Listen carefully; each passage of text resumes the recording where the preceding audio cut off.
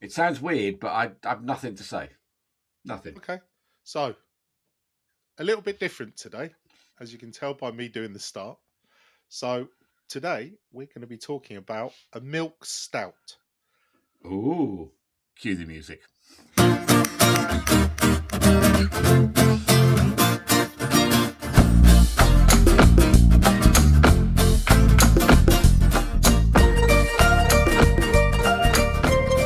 Milk stout. Right, so before I even pour it, tell me more.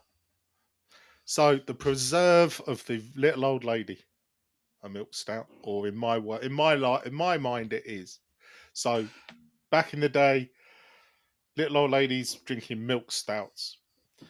Now, milk stout is different to a big stout or a dry stout in the fact that they use lactose in it. So they use milk or milk sugar to make it sweet. Right, so when I think of stout and stuff, I think of Guinness, right? And I'm pretty, having watched you pour it and teach me on St. Paddy's Day on Beer Tasting 123 on Instagram. 1, 2, 3. And on, On I the know how other to one. pour a Guinness. How do I pour a milk stout? Same way? Do I just chuck it upside down and put it through? What do I do?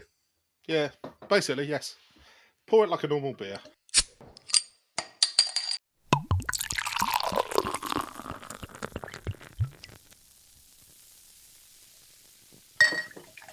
You're not going to get the tight head on there. It's not that kind of beer. It's a stout. No, that's ladies and gentlemen, thank you very much for coming. But someone has poured a head or a beer with a head the size of his head. I am appalled. You used to be so good at pouring a pint. Well, I thought you should do it like a Guinness. If I do a Guinness can, I open it and I turn it upside down and then slowly put it back up. Don't work with Do a bottle. you? No, certainly don't. God, you can smell the chocolate and coffee in that. You can, can't you? Last week we talked about neck oil and it had 7 hops, including Victoria's Secret. No, that wasn't what it was called, but you know what I mean. Vic's Secret, not There you Victoria's go. Secret. Christ. All right, please don't say things like that. And then the week before we had Jaipur with its 6 different hops, including Simcoe. What hops have you got in this? Well, there are hops, but it's not about the hops. This is about the malt, the amount of malt in it. It's just a different type of drink. So I see you taking a sip there. Now I know we've spent a lot of time drinking Guinness in our time, and one memorable occasion in Guinness Brewery in Dublin. But Well, I think actually we went to the Gravediggers in Dublin was my memorable experience of drinking Guinness, which is one of the original Guinness pubs.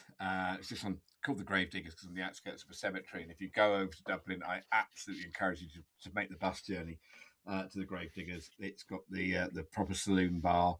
The bar is worn away where people's elbows have rested on it for the centuries. And outside are all the pictures of the previous owners. And every time the owners change, it was called. I'm going to get the names wrong, and I do apologise, but it'd be like John O'Connor's Gravediggers. It would then be the O'Keefe's Gravediggers. It would be the whatever, and the imagery changed. But the pub, aside from the signage, hasn't changed in the 200 years it's been serving Guinness. So yes, we also went to the Guinness Brewery and went to many, many bars in Dublin where we tried Guinness. That don't taste like Guinness. I look at it, I was assuming that stout would be like a Guinness. It doesn't have the creaminess or the body. It's more watery. yes, it doesn't have the body of the Guinness, but you got to remember that the body from the Guinness only comes through the way that Guinness is dispensed. If you buy a bottle of Guinness, it's exactly the same. Really? It's a stout. Yeah, it's the way that the Guinness is dispensed. I believe you. You're the expert from Beer Tasting 123. Very little known fact. My grandfather was an Irishman.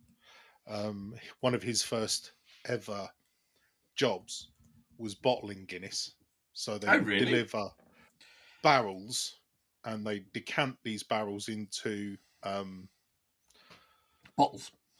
I've seen videos of it. I've seen a film of it afterwards, and they decant the barrels into kind of like a tray, and you just be filling and filling bottles, and then someone would like stand pouring it into like the top. It's not a bucket is the wrong word, but like those plastic tubs you buy at Hobbycraft to store your stuff in the garage or loft in. They'd be pouring it into that and scooping it, or No, it would be it would be coming out of taps, but then there'll be a runnel underneath that, because right? obviously you're not going to catch all of it, and then No, it would then go into another receptacle, and that's what that's what his first job, I think, at 14 years old, he was filling Guinness, honestly. So yeah, that's Guinness wasn't served on draft in that way. It was always served by bottle I think what I need to do or though, by off a keg. yeah, So like real beer. I saw in the supermarket today actually, and I stopped for a minute and thought, because we've both got the nitro surge, we've got we have the cans with the widget, whatever the widget is, the plastic ball. We see those, but I was looking at the bottled beers and saw they had Guinness bottled beer again, and I stopped for a minute and thought, how's that going to be different? So you're telling me it would have the lack of for want of a better word, the rolling waves, the drum roll that we saw in the TV adverts for the rugby or whatever. Exactly. So my beautiful wife cooks a cake using Guinness.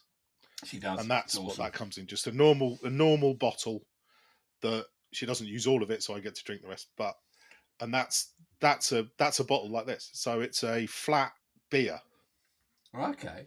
And that's the stout, and it's got I won't say it's got a damn sight more body to it than a lot of other beers, but it's still a beer. It's still a flat beer. There's no whistles and bells with it. It's just a flat beer. And this one, the Black Sheep Milk Stout, slightly different because it's a milk stout. It's a lot sweeter than the dry stout. It's sweet, yeah. Because of the lactose in it. Because through the brewing process, yeast can't digest lactose, so it leaves it in there. So what you've got is the sweetness from the lactose and the slight creaminess from it. So that's why milk stouts are a lot sweeter, a lot more drinkable than, and there's very little bitterness to it. No, I'd say zero bitterness, and you said it's got a couple of hops in it, so I think it's got the standard. There are some hops in it because it's a beer, but in this case, it's overwhelmed by the sweetness from the very darkly roasted malt and the lactose in this case. It's great. And Black Sheep Brewery, Paul Theakston. Any connection there to the brewery? Yes, one of the sons or one of the children, certainly. Yeah. And that's why it's the Black Sheep. He I believe at the time he thought of himself, well, not thought of himself, but he set himself up as the Black Sheep of the family because he set up his own brewery. Oh, really? And he used old kit that had been that from breweries that had been closed down. I mean, some kind of like slate squares he was using. It's a really old technology to make some really good beers. You got the Black Sheep beer, Black Sheep bitter. This is their milk stout. Oh, I understand. That's a Black Sheep, as in the cast out from the family, and the fact it's from Yorkshire, so there's loads of sheep. The Black Sheep of the family, supposedly, we'll see. But but that was the Black Sheep Brewery, and I believe I remember someone told me basically he set it up not far from the big brewery. I'm just looking. I know Theakston are based in. I'm not sure. Not Theakston sure. Are based in Theakston. I know are based in Masham, and I've just looked at the bottle, and it says rich, drinkable, and perfect for all year-round refreshment, brewed with fresh Dales water in Masham. That must be really awkward. Set up right? If you're not party to the party, then you go up and set your own party up. So you say they don't use they didn't go and buy a whole load of new kit. They bought old kit. They bought the sort of the copper brewing kits. So old breweries that had closed down. So he used really traditional brewing sets and stuff like that. So and the Black Sheep bitter is absolutely one of the best. I always thought was one of the best beers that I've tasted in a long time, or bitters. Okay, where do they sort of sit today then? So we've had neck oil, which is all, and we had dry pearl, which is about bringing in the American hops or the Australian hops. I'd question how this would sit in modern society versus Guinness or those sort of newer beers that are coming through.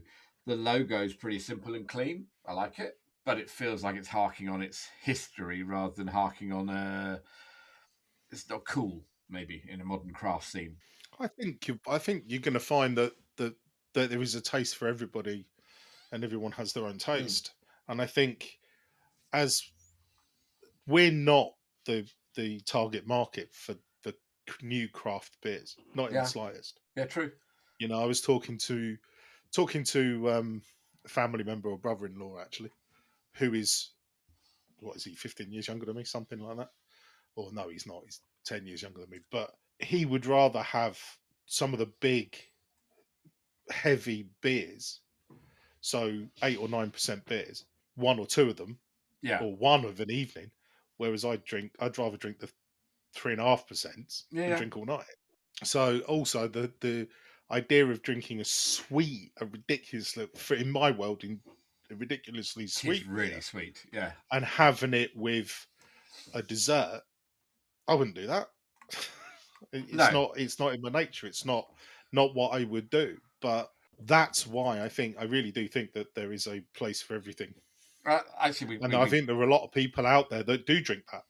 We haven't gone through food yet. We normally go through food a lot quicker at the start of the podcast, but actually understanding the difference between a stout and its small hops, and as you say, it's the malt, right? It's the different types of malt that brought into it to bring the flavour, and the fact they add effectively milk or lactose to it to give you a creamy, and it has got a really creamy taste to it. If you're talking about foods, you said dessert earlier. Yeah, I could absolutely. And I can see why on various recipes that you're looking up some different. They do like milk stout brownies. They do milk stout chocolate cake. You talked about your beautiful wife doing a chocolate cake with it, but I also see this going with something with a bit of vinegar to it, like a barbecue, like a brisket or a ribs, where you've got that sweet stout and that smokiness with the vinaigrette of the barbecue to cut through it. I hadn't thought that, but yeah, I think that would work. I think it handles big food.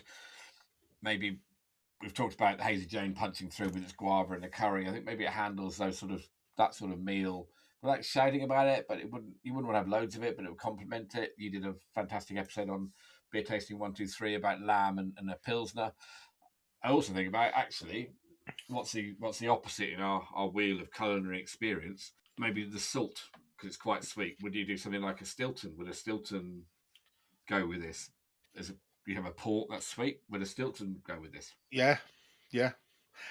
See, with a port, I think you've got the body as well. This doesn't. It's got more body than some, but it hasn't got the body that a port would have. But yeah, I can see that being with, apple. They talk about apple pie and cheddar. Yeah, it's that kind of sweet and salty mix. I think it's making me think sticky toffee pudding. I want a sticky toffee pudding right now with the vanilla notes in there, the coffee, the caramel, the chocolate. I kind of want a sticky toffee pudding. What I don't really want is a small bit of sea bass with parsley butter. No, nothing that is dainty, nothing that is kind of, don't think I would use it in if you're drinking this with a salad, something's wrong with you, right? Yeah. It is. This is the last beer of the night. This is the last beer. If you are eating it with food, this is it. This is the sweet wine for a dessert. It's the port at the end of the night. It's the hug before you leave. It's wrecked your tastes. You're not gonna. It's the hug before you leave, right? It's wrecked it for anything else. Yeah, I know. I get that. It's a warm arm around your shoulder, more so than Guinness. I think, to be fair, I think Guinness is not as sweet as this. Guinness still has a lot more bitterness to it. Is that because Guinness doesn't have lactose, right? Yeah, it's the lactose that gives it that sweetness. It isn't just the lactose. I'm sure there's other sugars with it that they leave in that Guinness doesn't have. I think when I've had Guinness in a bottle, this has got more body than it does. Oh, really? I'm taking your word on it, because up until last week, I didn't realise I had Guinness in a bottle. I think it's got a little bit more body.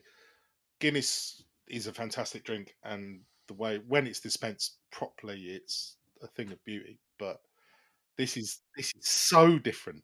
Yeah, going back to my chemistry A level, now I put a bit of thought into my process here. Lactose is a sugar, right? It's a milk sugar. Yeah. So you would expect sweetness. It's like dropping a fructose or a glucose into there. You get sweetness from it. Yeah. Guinness doesn't contain lactose. It's the malt and the bitterness comes from that. So it's more dry. You can taste the roasting. The lactose really does dominate the aftertaste. Yeah. It's incredibly sweet. And actually, now I've got it, I've got it on my lips, and there's a tackiness to my lips. You can sticky. Yeah. Do you see what I mean? There's that. Yeah. It's sticky. Yeah. And and that if that's the way you want to go, and if you're having it with dessert, then it's great, because it's that counter punch to something incredibly sweet. You've still got the sweetness to latch on, but there is a bitterness to it. Yeah. There is a hint of something underneath. I'll go back to something I said earlier, which is about this is like the hug at the end of the evening. If I was to compare this to Guinness, and that's the logical, because that's the only reference point I have, is that Guinness is something I can drink 3-4 pints of. I find it quite refreshing. This is already I'm halfway through the bottle, I'm thinking this is nice. I feel comforted. Now I want to go and put my pajamas on and go to bed. I've got this in front of me now, and I've probably had up half the bowl. Yeah, and by now we'd be looking at a second. Okay, some of the ones we've had are the 330s, and this is 500. But no, it's not something I would have a second bottle. But it's interesting to try. If you've not tried it, I mean, absolutely. If you're not into the bitterness of a bitter, or you're not the fizziness of the neck oils and the craft ales we've tried before, it's a really different taste. And again, I remember my beautiful wife. You have a beautiful wife. I have a beautiful wife. My beautiful wife at the Guinness Brewery, where she'd never had Guinness in her life before. Guinness. And it's fantastic. You go to this little tasting room where you get to smell all the barley and all the oats being cooked. You get to smell the different flavours, different bits that make up to it. Then you go through and you have these tiny little Guinness glasses. They're on plinths around the room. And there was one there, and my beautiful wife picked it up and went, oh, and her eyes lit up, absolutely lit up. And then we went to the top of the Guinness Brewery at the end of the evening and had a couple of pints up there. And she's got a lovely video of her just happily drinking a whole pint. We've come back home and she's gone, it's not the same. Half of it's experience, I think. But there's also the rumour that the water's different everywhere else in the world. And you've been to the Guinness Brewery in London. I haven't, in Neal's Yard. Very different experience. They don't brew the Guinness in London. They brew it anymore. Park Royal's gone, right? Park Royal's gone. It went quite a few years ago.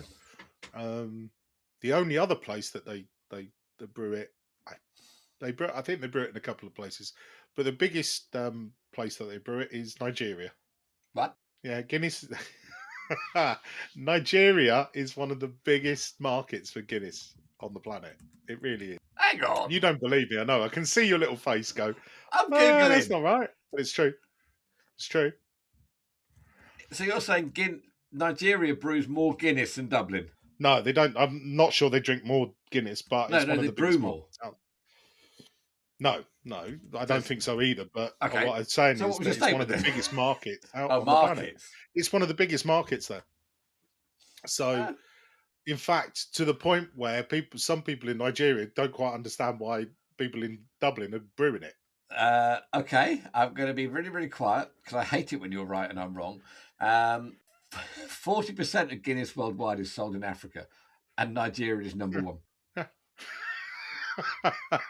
It's Well, anyway, silence is golden. I'm just looking at volumes of Guinness, and it's just saying that nearly half of all Guinness produced in the world is brewed in Nigeria. Yeah. Nearly half. Dublin's still winning. Wow. Yeah. Well, Dublin for a long time they brewed it all over the world. How do they get the water from the Liffey over to Nigeria? They don't. That's the point. But actually, the taste is different. I've never tasted Nigerian Guinness, but I've known Nigerian people in the UK tell me that the Guinness in Nigeria is better than the one from Dublin. Yeah, it's different. It's different. They're appreciated. Sounds like a trip we're going to have to make purely for research purposes. Lagos. Hey. You and me in Lagos. One of us. Am I right? I think that's in Nigeria. I am waiting. I'm going back to my school days. No, I'm sure pretty certain. Nigeria. Right? Well, this since I was at school to talk about geography, it's about like the capital. 35, 40 years. No, I don't think it is. No, it's the largest city. It's not the capital. I always thought it was the capital, but then something came out and I was like, no, I didn't know that. Ah, so what is the capital? My geography and my maths and all the others are all a bit pants. What is the capital of Nigeria? I'll look it up. Going down a rabbit hole now. Abuja, yeah, sorry. Yes, it is. In 1991, because Lagos was too overcrowded. Because stout is a real pig to drink. It really is. You either drink Guinness or you drink Beamish or Murphy's or any of those. Murphy's, but they're all. So where does Black Sheep you? Where does Black Sheep fit into that? So as you say, we vanished down a Guinness rabbit hole. We talked about Gravediggers, talked about our trip to Dublin, and you talked about Murphy's there. You talked about Beamish. You look at what was it? The Black Heart from Brewdog. Where does Black Sheep Milk Stout fit into that? Because the problem is, I look at it and go, well, it'll be one of them, and it isn't because it tastes like a chocolate dessert. It's not. It's a milk stout. That's the point. The difference is, there is a huge difference between the milk stouts and a dry stout, which is Guinness, Beamish, Murphy's, any of those, and a lot of the latter, Dark Heart, all of those are dark stout. Oh, sorry, dry stouts, but but this one isn't. And this, when I said about earlier about the preserve of the little old lady, yeah, the first time I ever heard about a milk stout was on, I think I was tiny tot watching Coronation Street, and one of the little old ladies, the ones that I considered little old ladies, went in and asked for milk stout, and that's what they had.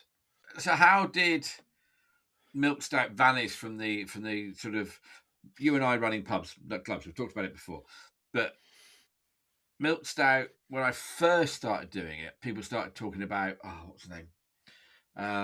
Mackerson. You got a pint? Can I have a half pint of Mackerson? Exactly, Mackerson. Mackerson was the milk stout. Yeah, so I remember when I was like an 18-year-old bartender, and at the time they weren't as little as they are now, but little old ladies coming up and going, "Can I have a half pint of Mackerson?"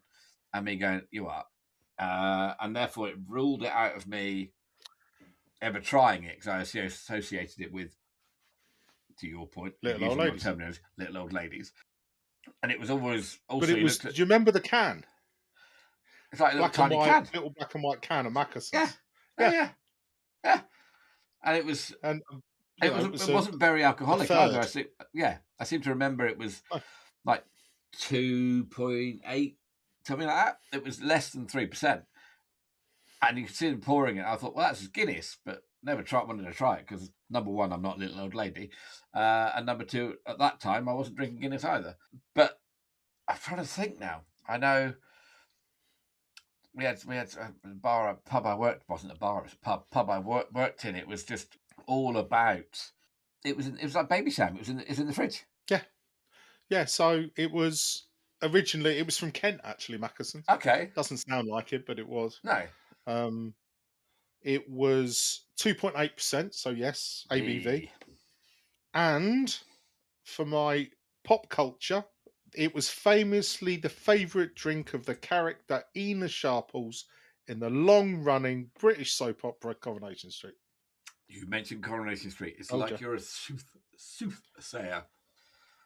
It is. It is. Version lower. It's stronger. There was a later on. There was a 4.9% that Right. was Mackeson's XXX that I remember seeing Little as well. kisses.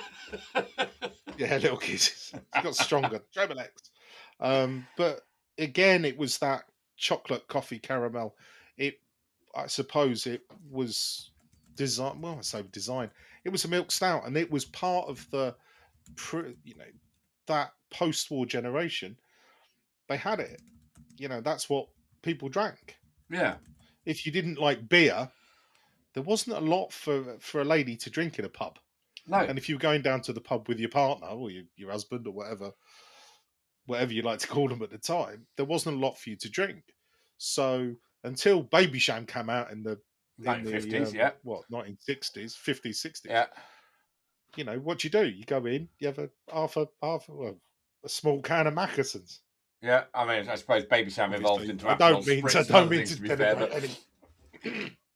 Yeah, I don't mean to denigrate any ladies at all, but there was that. There was. I'd completely forgotten Mackesons till we started talking about little old ladies ordering little cans. That's bizarre. Yeah. So you talking. I don't know when Mackesons. It's probably still going, but I don't see the. I haven't seen it ever. I haven't seen it in years. No, but I remember working in pubs that had it. Yeah. When I was probably 18 years old, 18, 19 years old. And doing I remember doing stock takes and having to count the same 28 cans every week because no one ever drank it. Yeah. I've Googled it for you just to help you out here. Go on. Mackesons is still in existence and owned by AB InBev. Evil. They do a Caribbean version that's slightly stronger at 4.9%. It never died. We just stopped talking about it. That's the triple X. There you go. 4.9% triple X. So it's Little Old Ladies and Milk Stout and Mackesons led to Paul Theakston splitting up from his family, making a beer. Well, I'm reasonably certain that this may not stay. So we bought it to do this, but it may or may not stay as one of their staples. But okay, it is what it is. We'll give it a go. To your point on beer tasting 1, 2, 3. It is. And to be honest, I think if you look at the supermarket shelves at the moment, there are so many of, I don't know, what did I see the other day? Trifle stout, not stouts, but trifle beers that taste of, Oh, I was looking today and there was a chocolate marshmallow stout in a very small can, nitro stout, which is Guinness, right? Nitro stout. Will it ever vanish? I mean, Mackesson still exists, so it'll continue. The challenge, I guess, they've got for beers like this is where does it fit in people's journey? Well, that comes down to marketing, isn't it? It comes down to what people. Yeah, but it's too traditional for new users. How do you Guinness have been brilliant at reinventing themselves, but how do you? Baby Sham still exists. How do you reinvent Baby Sham? You can't. It's too traditional for new drinkers. But I think there's a. Is it iconic enough for old drinkers? What, milk stout? I think milk stout has been forgotten. Yeah. As you know, we forgot it almost to a point. Yeah. But I think there is a new market out there for all the people that drink the marshmallow whatevers and you know what I mean? Tiramisu beers. For God's sake, tiramisu beers. But they only exist because someone's had this. Yeah, they only exist because someone's had this and gone, you know what? That goes really well with the chocolate brownie. I like tiramisu. Yeah. Let me make a beer that goes with tiramisu. And we'll go back to we'll put ginger nuts in it and it'll be a ginger version. Yeah. Or it'll be whatever. This is it's a quite sweet drink, but there's always a market for those sweet drinks. Whether Black Sheep's will prevail or not is another matter. But there will be a version of this through lots of different companies. Yeah, and what's interesting, and we've still got to do Choose Your Fighter, and that'll be a real challenge on this one. We'll do the three rules again.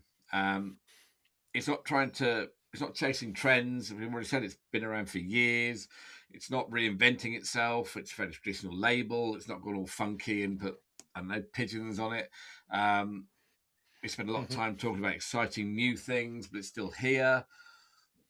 Maybe the question isn't whether it survives, to your point earlier. It's when we come back to it, or how we make sure that people remember it exists. Because actually, to your point about your beautiful wife's chocolate cake, it's the perfect beer for the perfect occasion. It's just not the perfect beer for every occasion. So we still do. That's marketing. I'm not into marketing. To give you a call for voiceover even. I'm in ops, mate. I haven't got a clue what marketing is. So choose your fighter. Dark arts. Choose your fighter. We got neck oil with its funky can with skulls and hot air balloons and the weird toupee, which I think actually is a woman, but I always think it's a toupee. Versus Black Sheep Milk Stout. Last week, we decided that actually, rather than just saying we prefer that one, we should probably have some criteria behind it. That's the joy of an ever-evolving podcast. So last week, we decided that we should look for occasion, we looked for flavour, and we looked for drinkability. I think they were the three titles we chose. Flavour's going to be tough, right? Because they're polar opposites. So flavour, you got neck oil versus Black Sheep Milk Stout.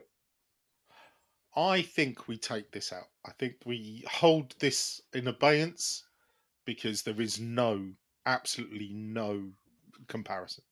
They are not to be compared. One does one thing, one does something else.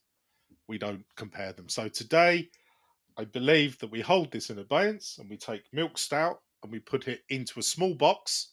Or maybe a separate league. Then drag out a later date. Maybe a separate league. A different league entirely. Yes, so like heavyweight. It might actually just live in that league on its own. Because you don't want to taste another one. So heavyweight, welterweight. Oh, I don't know. I've enjoyed it. I did this. I did this for Beer Tasting 123. On Instagram and the other one? Yeah, one is enough. And both. No, one of them, I think. Maybe both. I'm not sure. I've only started doing the other one since... you found out it annoys me. Since St. Pat's, actually. Okay. But yeah, so I only did that one since St. Patrick's. But I think this one needs to be in abeyance because you can't mix the two. There is no. I'm with you on that. I couldn't argue on drinkability, flavour, occasion. They're just so it's like saying, shall we compare drinking neck oil all week to Christmas Day? It just makes no sense at all. So I will park Black Sheep Milk Stout. Has it? Yeah, I think we do. But I think it has its place. Table. I think it has its place on a. Yeah, is it? If we're mixing them if we're looking at milk stouts, is it a great milk stout? I don't know. I've not had Mackeson's ever. I know it exists now because you told me. I don't know where I can get it or why I can bother. But I think if you put this up against some of the Brewdog weirdy, marshmallowy, whatever they are, I think this would hold its own because I think it's quite a good beer. Yeah, but I agree. Okay, could I drink more than what I've drunk? More than one bottle? No. And it isn't a whole bottle, I'll be honest. Yeah. Could I? No, not at all. No. Anyway, I could drink just enough, and that would be it for me. Well, there you go. I think the bottle is too big. I think one of the little cans would work. You're basically saying you'd rather be a little old lady and have a can of Mackies. Yeah. And on that note, let's see if he remembers my name. His name is Matt. And his name's Elton. And we are Beer Together. Got it right then, didn't I? You did. Well done, mate. We'll see you soon.